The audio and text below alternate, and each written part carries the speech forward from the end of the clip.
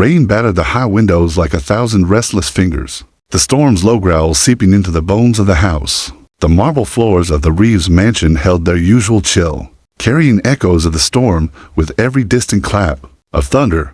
Upstairs, the nursery was a small island of warmth. A single lamp in the corner spilled soft amber light across the pale walls, catching on the mobile above the crib as it swayed lazily. The rest of the house might as well have been a museum, silent, pristine, untouched, but here, breath and heartbeat filled the air. Maya Johnson sat cross-legged on the rug, her back leaning against the crib's post, the weight of little Ava heavy and warm in her arms. The child's cheek rested against Maya's collarbone, the soft, rhythmic puff of her breathing sensing with the quiet hum of the lullaby slipping from Maya's lips. She rocked gently, eyes half-lidded, the song something she hadn't sung in years, but had come back to her tonight without thought, as if the melody had been waiting in the shadows of her memory for just this moment. Ava had been inconsolable for hours, her cries a high, ragged note that cut through the marble and glass of the mansion like glass breaking. Maya had tried the crib, the rocking chair, even pacing the hall, but nothing had worked. Only when she sank to the rug, tucking the child close against her chest, had the sobs slowed, then stopped. Now, Ava was limp with sleep, her small fingers curled in the fabric of Maya's blouse, holding on as though letting go might wake the storm again. The click of a door handle broke the quiet. Maya's head lifted slowly, the lullaby tapering off. Jonathan Reeves stepped inside, his tall frame filling the doorway. His suit jacket clung damp to his shoulders, his shirt still crisp. Despite the late hour, the faint scent of rain clung to him, mingling with the sharper edge of expensive cologne. He stopped abruptly, the sight in front of him pulling him to a halt. For a moment, his face was unreadable, just a faint tightening around the eyes, the kind of expressionless control that had built his empire.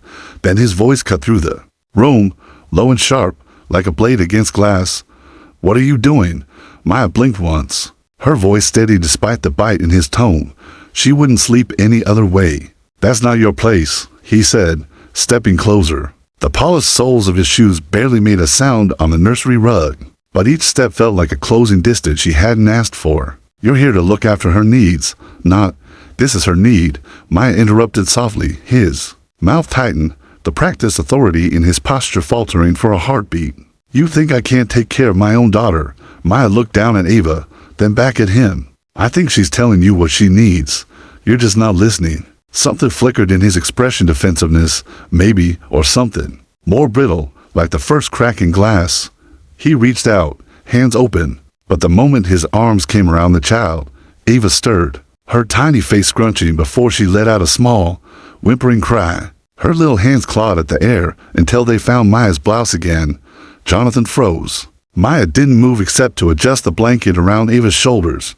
"She's scared," she said quietly. "You're scaring her." His gaze dropped to the baby, then lifted to Maya again for the first time. There was hesitation in those steel gray eyes, a beat of silence past the uncomfortable before he handed the child back. Ava's body melted against Maya's the instant she was in her arms again. The crying stopped in less than half a minute, replaced by the faint hitch of a few leftover sobs, and then, slowly, the steady rhythm of sleep.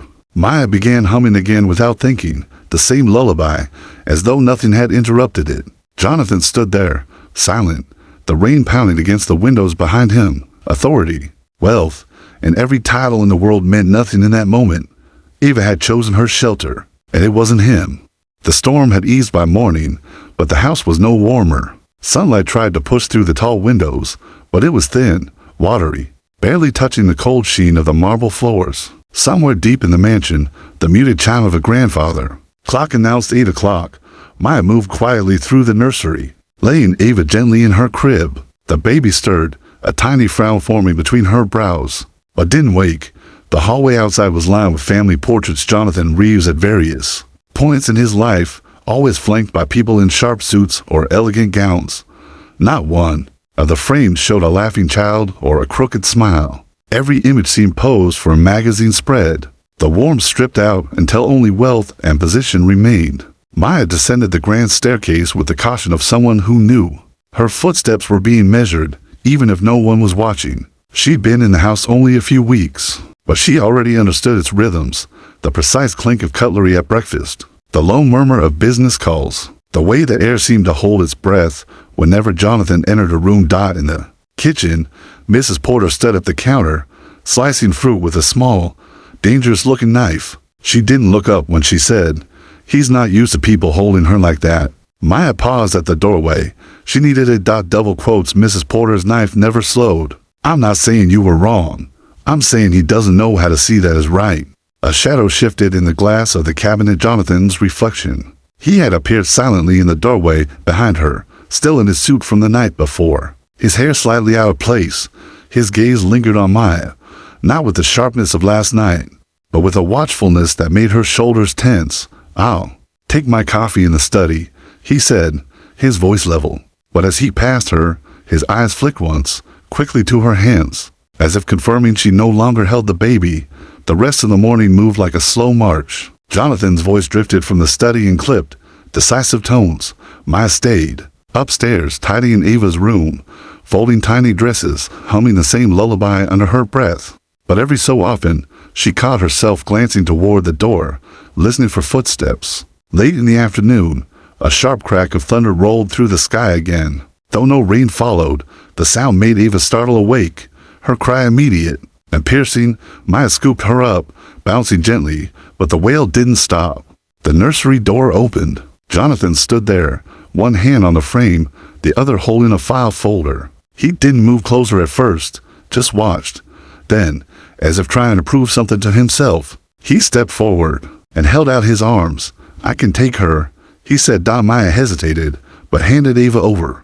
Jonathan shifted her carefully, cradling her head the way he'd seen in parenting books, murmuring something to soft to catch. For a moment, it almost seemed to work until Ava's little hands began to push at his chest, her cries sharpening. Jonathan's jaw flexed. "Why won't she stop?" "Because you're holding her like you're afraid of her," Maya said, her tone low but steady. "She knows.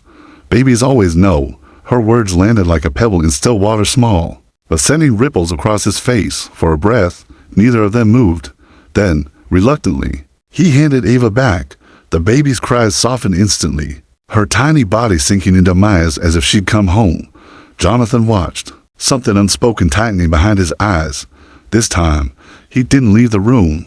He stood there, silent, while Maya rocked Ava back into sleep. It wasn't anger she saw in his face now, it was something far more dangerous, curiosity. And in a house like this, curiosity was never just harmless interest. It was the beginning of something that could change everything. By the third night, the storm had given way to a dense, uneasy stillness, the kind that made the old pipes in the walls tick and pop like whispered warnings. The mansion felt different in the dark, less like a home and more like a waiting room for something unseen. Maya sat cross-legged on the rug again, Ava warm against her chest. The rhythmic sway of her body matched to the hum of the lullaby she now sang, without even thinking. The baby was already drifting, the tight grip of her little fingers loosening as sleep pulled her under. Tonight, though, the door wasn't closed all the way. From the shadowed hallway, Jonathan stood just beyond the threshold, one hand braced on the frame, his tie loosened, his eyes fixed on the scene in front of him. The lamp's light caught the edge of his profile, hardening the lines of his jaw. He didn't step in, he didn't speak, but he stayed. When Maya finally noticed him, she didn't flinch. She adjusted Ava's blanket and whispered, "You can come in, you know." His voice was quiet, but it carried a sharp edge. "I didn't want to wake her. She's asleep because she feels safe," Maya said, not looking up. "You wouldn't wake her if you tried." That seemed to strike something in him, an unguarded flicker of thought. He stepped into the room, moving closer than he had before. "She wasn't like this before," he murmured, "with her mother." Maya's gaze lifted at that. Her mother? He didn't answer right away. Instead, he reached into his pocket and pulled out a small, worn silver rattle, turning it over in his hand. This was hers, my wife's. She wanted Ava to have it, but Ava, she never held it for long. His fingers closed around it again, like she knew it wasn't hers to keep. Something about the way he said it made the air feel heavier, as if there was more in that sentence than he intended her to hear. Maya didn't press. Instead, she said, "Sometimes babies don't care about things. They care about people." Jonathan's eyes found hers. "And she cares about you." Maya's instinct was to deflect, to lower her gaze and end the conversation, but something in his tone made her hold it, steady and unflinching. "Maybe because I listened," she said. He exhaled slowly, almost as if conceding the point. Then, without warning, a faint sound broke through the quiet like the creak of a stair, or a door easing shut somewhere else in the house. Jonathan turned his head sharply, scanning the hallway. "You expecting anyone?" Maya asked, her voice low. His reply was equally quiet. "No." The air between them shifted. Ava slept on, oblivious, her tiny breaths a soft metronome in the charged silence. Jonathan stepped toward the hallway, his posture tense. The polished composure he wore like armor slipping just enough for her to see the man underneath her. Man who, for the first time, looked like he wasn't entirely in control of his own house. And as Maya sat there in the nursery's dim glow, cradling the child, she realized that whatever was unsettling Jonathan Reeves tonight, it wasn't her. It was something else, something already inside these walls. The next morning broke with the heavy, muffled quiet of a house holding its breath. The storm had passed entirely, but the air inside the Reeves mansion was still thick. Like the space between lightning and thunder, Maya was in the east wing, dusting shelves that looked like they hadn't been touched in years. The air smelled faintly of cedar and something older faded perfume. Maybe. Most of the rooms in this wing were empty, but as she passed one narrow corridor, she noticed a door that didn't match the rest. It was painted the same muted cream as the walls, but the handle was newer, polished, and oddly slightly ajar. She shouldn't have looked inside, she knew that, but the thin sliver of light cutting across the hallway felt like an invitation she couldn't ignore. The room beyond was a nursery at least. It had been once. The air was warmer than the hall, heavy with the scent of old linen and dust. The curtains were drawn halfway, spilling pale light over a white crib, a rocking chair draped with a faded quilt, and shelves stacked with children's books. Everything was perfectly arranged, but there was a stillness to it that felt wrong. Maya took a step inside, her fingers brushing the edge of the crib. A faint layer of dust clung to it. No one had touched this place in years. She moved toward the bookshelf, her eyes catching on a framed photograph tucked among the toys of younger Jonathan, holding a baby swaddled in a blanket. The child's face was round and sleeping, a faint smile playing on its lips. She heard the footsteps before she saw him. Jonathan's voice was low but sharp. "What are you doing in here?" Maya turned, her hand still on the crib rail. "The door was open. I didn't mean. This room isn't part of your duties," he said, stepping fully inside. His tone was firm, but not the brittle, defensive anger she'd heard before. This was something heavier, something that lived deep in the lines around his eyes. "Whose room is it?" she asked softly. He looked past her, toward the crib. He said after a long pause. "It was my son's room. He died before his first birthday." The words fell between them like stones into deep water, rippling outward. Maya opened her mouth, then closed it again, sensing that no apology would fit here. "She was different after that," he said, his gaze fixed on the photograph. "My wife. I tried to keep her from breaking. But you can't stop someone from falling if they've already let go." Maya swallowed. "And Ava, she was born 2 years later." His eyes flicked to her, a brief flash of something unspoken. "But he stopped, as if catching himself mid-sentence. "That's enough." He moved past her toward a high shelf, reaching for a small wooden box.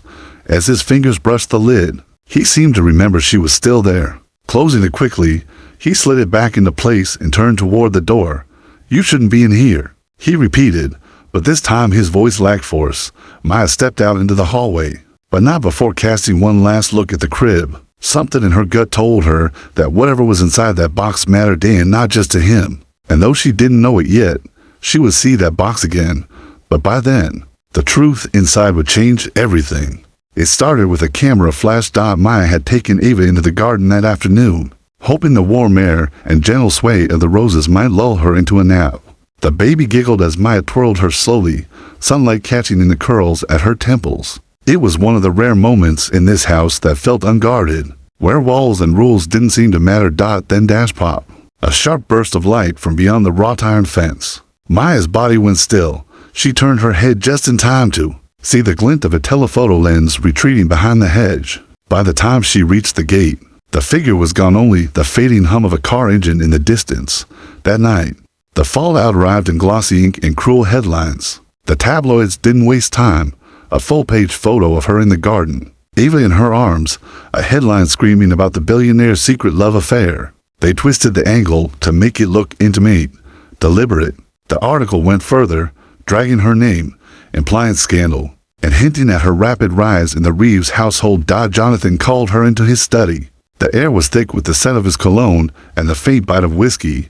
The newspaper lay spread across his desk, the picture impossible to ignore. "They're saying you've—" He stopped, jaw tight, as if even repeating the words would make them more real. "This will make things complicated."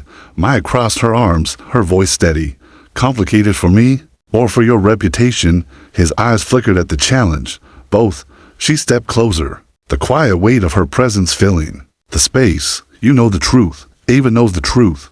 That's all that should matter." "Truth doesn't matter to the board," he said, leaning back in his chair, "or to the investors. They'll see this as recklessness, personal scandal. That threatens the brand." There it was again. The brand. The empire. Everything except the child they were both supposed to be protecting. "They'll tell you to fire me," she said flatly. His silence confirmed it. "You should," she added, not because she meant it, but because she wanted to see what he'd do. Jonathan stood, moving around the desk until he was close enough for her to see the fine creases at the corners of his eyes, lines carved by years of calculated restraint. "No," he said simply. "No, I'm not firing you." His voice was firm now, the decision already made. "Ava sleeps when you're here. She laughs when you're here. I don't care what anyone says. I'm not taking that from her." Maya's throat tightened, but she kept her expression controlled. "Keeping me here will cost you. Losing you will cost more." For a moment, they stood there, the air between them thick with something unspoken. Then a sharp knock at the door broke. Mrs. Porter entered, her face pale. "You'll want to see this," she said, sliding a tablet across the desk. On the screen was a live gossip show replaying the photo, but this time, the segment cut to grainy footage of someone slipping out of the Reeves property late at night, hood up, carrying what looked like a small wooden box. Maya's stomach sank. She knew the shape. She'd seen it once, high on a shelf in the locked nursery. Jonathan's expression darkened, a storm building behind his eyes. That box was never supposed to leave this house, and in that instant, she understood the real scandal hadn't even started yet. The air in the study felt different now, charged, tight, as if every shadow in the room had moved a fraction closer. Jonathan didn't sit. He stood by the window, hands braced on the frame, his gaze fixed on the manicured lawn beyond, as if the truth might be hiding there. Maya waited. She had learned in her short time here that silence was often the only way to make Jonathan speak. "That box," he said finally, his voice low but sharp, "was my son's." The weight of the words hung between them, heavy and deliberate. "It wasn't just a keepsake," she asked quietly, his jaw tightened. "It holds a recording from the night he died." The words were like a match struck in the dark, sudden. "Dangerous." Jonathan turned from the window, his expression unreadable, but his eyes sharper than she'd ever seen. "Someone was in this house that night. Someone who shouldn't have been here. The police called it an accident, but I've never believed that." Maya felt her heartbeat in her throat. "And now the box is gone, which means," he said, "whoever took it either wants to bury the truth or sell it." Ava's cry echoed faintly from upstairs, a small, fragile sound that somehow made the whole moment more dangerous. Maya took a step toward him. "If the recording proves something, you can't let it disappear." He met her gaze. "You think I don't know that?" The edge in his voice was there. But it wasn't for her, it was for himself. For all the years he had been unable to touch that box, unable to open it, unable to face what it might contain. A phone vibrated on his desk. Jonathan snatched it up, scanning the message. His face changed just slightly, but enough for her to see the shift. From controlled anger to focused calculation. "They want to meet," he said. "Tonight. Dockside Warehouse. Whoever has the box." Maya didn't ask how he knew. In this world, Jonathan Reeves had ways of finding out things before they became public. But the way his eyes lingered on her told her something else, that he wasn't entirely sure he could do this alone. "Then you need someone watching your back," she said. He gave her a long, assessing look. "You're not trained for this." "I'm trained for Ava," she countered, "and whatever's in that box. It's already touching her life, whether you like it or not."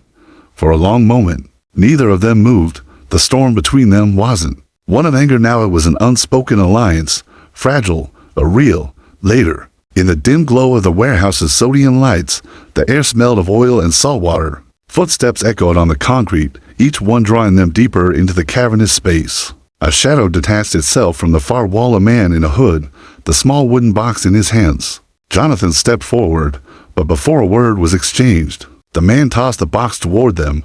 It slid across the concrete, stopping at Maya's feet. "No charge," the man said, voice flat. "Some truths don't belong to me." Then he turned and vanished into the shadows as quickly as he had appeared. Maya crouched, picking up the box. It felt heavier than she remembered. Jonathan knelt beside her, his hand brushing the lid. "You don't have to open it tonight," she said. His eyes stayed fixed on it. "I've been avoiding this for too long." When the lid finally creaked open, the small device inside blinked. Red recording already in progress, and as a voice began to play, low and trembling, Maya realized the recording wasn't from the past. It was happening now, somewhere in the house. And Ava's name was the first word they heard.